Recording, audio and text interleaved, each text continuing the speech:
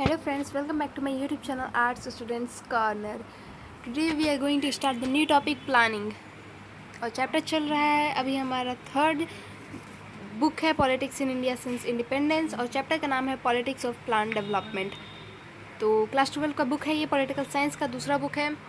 अभी हम लोग पढ़ेंगे प्लानिंग। इसके पहले के टॉपिक्स मैंने पार्ट 1 में डाल दिए, आप चाहे तो मेरे चैनल पे देख सकते हैं। उसके पहले के चैप्टर्स भी आपको मेरे चैनल पे मिल जाएंगे लाइन बाई लाइन एक्सप्लेनेशन के साथ। और जल्दी मैं एनसीईआरटी सॉल्यूशंस भी लाने वाली हूँ, तो अगर वो आपको देखने हैं तो मेरे चैनल को सब्सक्राइब कर दीजिएगा।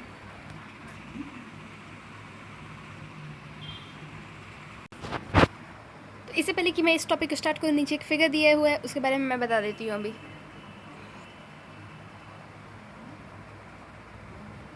इनको आप लोग पहचान ही रहे होंगे, ये कौन है बताने की आवश्यकता नहीं है। ये हैं Jawaharlal Nehru addressing the staff of planning commission. Photo आप लोग देख ही सकते हैं, काफ़ी क्लियर फोटो है। योजना आयोग के सदस्यों को संबोधित करते हुए Nehru ji.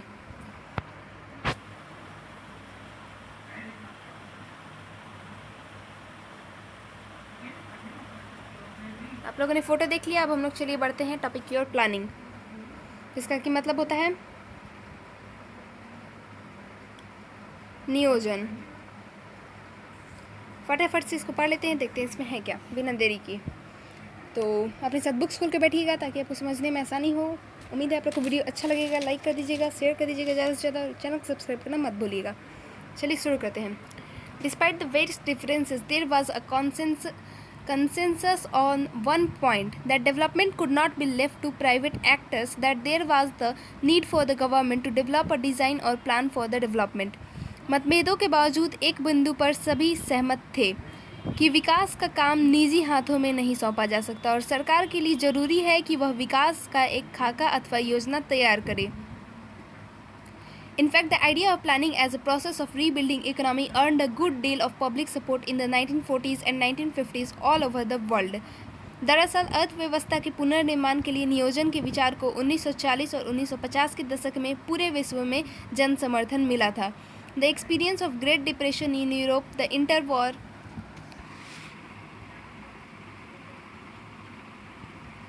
reconstruction of Japan and Germany, and most of all the spectacular economic growth against heavy odds in the Soviet Union in the 1930s and 1940s contributed to this consensus.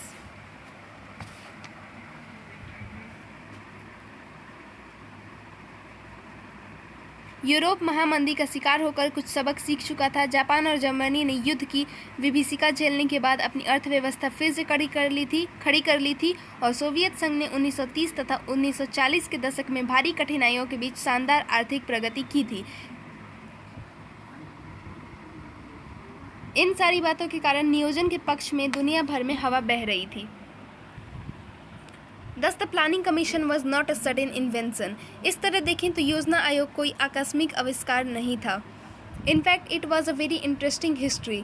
दरअसल यह कहानी अपने आप में ही बड़ी दिलचस्प है। We commonly assume that private investors such as industrialists and big business entrepreneurs are averse to ideas of planning. They seek an open economy without any state control in the flow of capital.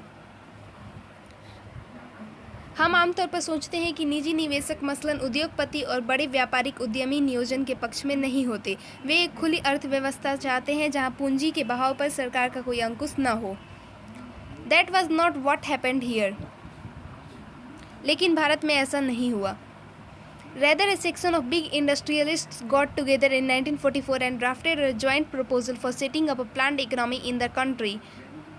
It was called the Bombay Plan. 1944 में उद्योगपतियों का एक तबका एकजुट हुआ। इस समूह ने देश में नियोजित अर्थव्यवस्था चलाने का एक संयुक्त प्रस्ताव तैयार किया। इसे बॉम्बे प्लान कहा जाता है। The Bombay plan wanted the state to take major initiatives in industrial and other economic investments. Bombay plan की मंशा थी कि सरकार औद्योगिक तथा अन्य आर्थिक निवेश के क्षेत्र में बड़े कदम उठाए। Thus, from left to right, planning for development was the most obvious choice for the country after independence.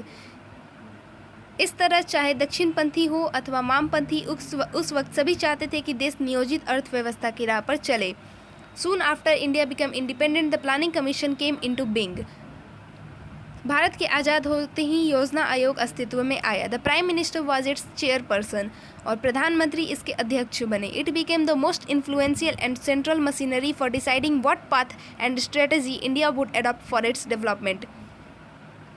Bharat अपने विकास के लिए कौन सा रास्ता और रणनीति अपनाएगा, यह फैसला करने में इस संस्था ने केंद्रीय और सबसे प्रभावशाली भूमिका निभाई। अब हम लोग पढ़ लेंगे द अर्ली इनिशिएटिव्स, यानी कि शुरुआती कदम। शुरुआती कदम क्या लिए गए, हम लोग उसको पढ़ लेते हैं। As in the USSR, the planning commission of the India opted for 5-year plans FYP। Soviet संघ की तरह भारत में योजना आयोग ने भी 5 वर्षीय योजनाओं का विकल्प चुना। The idea is very simple. The government of India prepares a document that has a plan for all it's income and expenditure for the next 5 years। तो इसके पीछे एक सीधा साधा विचार था कि भारत सरकार अपनी तरफ से एक दस्तावेज तैयार करेगी जिसमें अगले 5 सालों के लिए उसकी आमदनी और खर्च की योजना होगी। Accordingly the budget of the central and all the state governments is divided into 2 parts: non-plan budget that is spent on routine items on a yearly basis and plan budget that is spent on a 5-year basis as per the priorities fixed by the plans। इस योजना के अनुसार केंद्र सरकार और सभी राज्य सरकारों में बजट को 2 हिस्सों में बांटा गया। एक हिस्सा गैर योजना व्यय का था। इसके अंतर्गत सालाना आधार पर दिन मंदों पर खर्च करना था। दूसरा हिस्सा योजना व्यय का था। योजना में तय की गई प्राथमिकताओं को ध्यान में रखते हुए इसे 5 साल की अवधि में खर्च करना था। A 5-year plan has the advantage of permitting the government to focus on the larger picture and make long-term intervention in the economy। 5 वर्षीय योजना पर अमल करने का एक फ़ायदा यह था कि सरकार के सामने अर्थव्यवस्था की एक बड़ी तस्वीर होती थी और वह अर्थव्यवस्था में लंबी अवधि के हस्तक्षेप कर सकती थी। ये एक आप लोग न्यूज़पेपर का कटआउट देख सकते हैं। 5-year plan presented to parliament. जब नया नया प्लान आया था तो उस टाइम का ये कटआउट है हिंदुस्तान टाइम्स का। बढ़ते हैं हम आगे।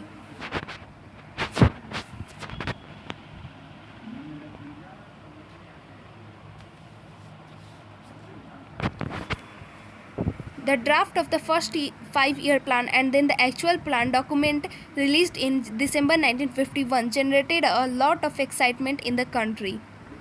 1951 में प्रथम 5 वर्षीय योजना का प्रारूप जारी हुआ और इसी साल नवंबर में इस योजना का वास्तविक दस्तावेज भी जारी हुआ। इससे देश में गहमा गहमी का माहौल पैदा हुआ। People from all walks of life, academics, journalists, government and private sector employees, industrialists, farmers, politicians, etc. discussed and debated the documents extensively। जीवन के हर क्षेत्र के लोग, मसलन बुद्धिजीवी, पत्रकार, सरकारी और गैर सरकारी क्षेत्र के कर्मचारी, उद्योगपति, किसान और राजनेता आदि ने योजना के दस्तावेजों पर व्यापक बहस चलाया। The excitement with planning reached its peaks with the launching of the second 5-year plan in 1956 and continued somewhat till the third 5-year plan in 1961। नियोजन को लेकर देश में जो गहमागहमी पैदा हुई थी वह 1956 से चालू दूसरी 5 वर्षीय योजना के साथ अपने चरम पर पहुंच गई। 1961 की तीसरी 5 वर्षीय योजना के समय तक यह माहौल जारी रहा। The fourth plan was due to start in 1966। By this time, the novelty of planning had declined considerably and moreover, India was facing acute economic crisis। चौथी 5 वर्षीय योजना 1966 से चालू होनी थी, लेकिन इस वक्त तक नियोजन का नयापन एक हद तक मंद पड़ गया था और भारत गहन आर्थिक संकट की चपेट में आ चुका था। The government decided to take a plan holiday, though many criticisms emerged both about the process and the priorities of these plans. The foundation of India's economic development was firmly in place by then। सरकार ने 5 वर्षीय योजना को थोड़ी देर का विराम देने का फैसला किया। हालांकि इन योजनाओं की प्राथमिकताओं और प्रक्रिया को लेकर अनेक आलोचनाएं सामने आई, लेकिन यह बात सच है कि इस वक्त तक भारत के आर्थिक विकास की बुनियाद पड़ चुकी थी। अब हम लोग पढ़ लेते हैं द फर्स्ट 5-year प्लान। उम्मीद है आप लोग को समझ आ रहा होगा। वीडियो को लाइक कर दीजिएगा और मेरे चैनल को सब्सक्राइब कर दीजिएगा, प्लीज़ प्लीज़ प्लीज़। यानी कि हाँ, अभी हम लोग पढ़ेंगे द फर्स्ट 5-year प्लान, यानी कि प्रथम 5 वर्षीय योजना। The first 5-year plan 1951 to 1956 underline कर लीजिए। Sought to get the country's economy out of the cycle of poverty. प्रथम 5 वर्षीय योजना की कोशिश देश को गरीबी के मकड़ी जाल से निकालने की थी। K.N. Raj, a young economist involved in drafting the plan, argued that India should hasten slowly for the first 2 decades as the fast rate of development might endanger democracy. तो योजना को तैयार करने में जुटे विशेषज्ञों में एक K.N. राज थे। इस युवा अर्थशास्त्री का दलील था कि अगले 2 दशक तक भारत को अपनी चाल धीमी रखनी चाहिए क्योंकि तेज रफ्तार विकास से अर्थव्यवस्था को नुकसान पहुंचेगा। The first 5-year plan addressed mainly the agrarian sector including investment in dams and irrigation. पहली पंचवर्षीय योजना में ज़्यादा जोर कृषि क्षेत्र पर था। इसी योजना के अंतर्गत बांध और सिंचाई के क्षेत्र में निवेश किया गया।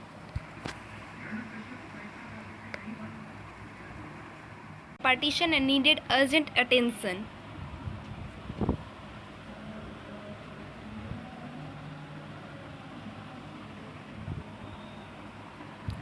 विभाजन के कारण कृषि क्षेत्र को गहरी मार लगी थी और इस क्षेत्र पर तुरंत ध्यान देना जरूरी था। Huge allocations were made for large-scale projects like the Bhakra Nangal dam. Bhakra Nangal जैसी विशाल परियोजनाओं के लिए बड़ी धनराशि आवंटित की गई। The plan identified the pattern of land distribution in the country as the principal obstacle in the way of agricultural growth. तो इस पंचवर्षीय योजना में माना गया था कि देश में भूमि के वितरण का जो ढर्रा मौजूद है उससे कृषि के विकास को सबसे बड़ी बाधा पहुंचती है। It focused on land reforms as the key to the country's development.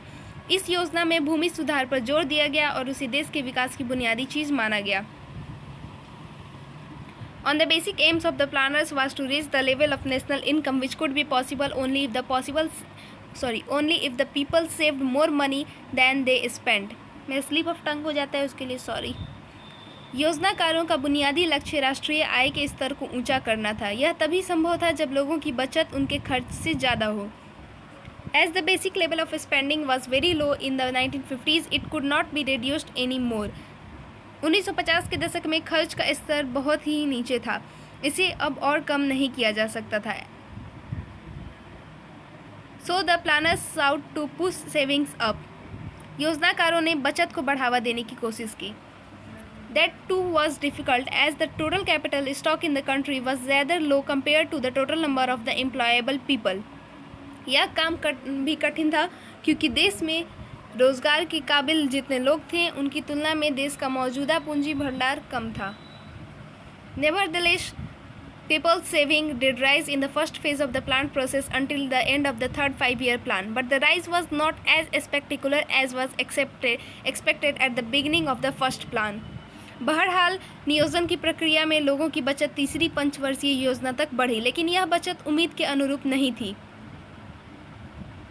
प्रथम पंचवर्षीय योजना की शुरुआत में इससे कहीं ज़्यादा बचत की उम्मीद की गई थी। Later, from the early 1960s till the early 1970s, the proportion of saving in the country actually dropped consistently.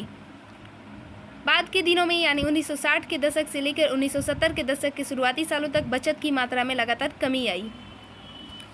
तो अब हम लोग नेक्स्ट टॉपिक पढ़ लेते हैं जो कि है रैपिड इंडस्ट्रियलाइजेशन।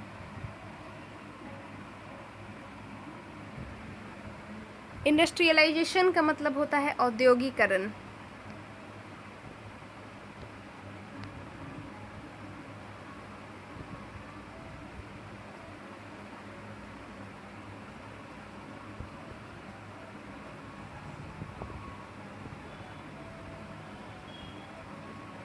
यानी कि औद्योगिकरण की तेज रफ्तार, rapid industrialisation. The second FYP यानी कि first year plan stressed on heavy in 5-year plan, the second FYP यानी कि 5-year plan stressed on heavy industries. दूसरी पंचवर्षीय योजना में भारी उद्योगों के विकास पर जोर दिया गया। It was drafted by a team of economist and planners under the leadership of PC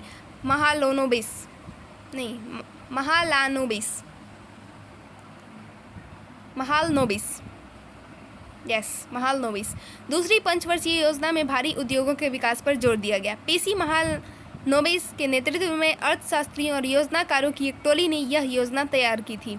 If the first plan had preached patience, the second wanted to bring out quick structural transformation by making changes simultaneously in all possible directions. पहली योजना का मूल मंत्र था धीरज, लेकिन दूसरी योजना की कोशिश तेज गति से संरचनात्मक बदलाव करने की थी.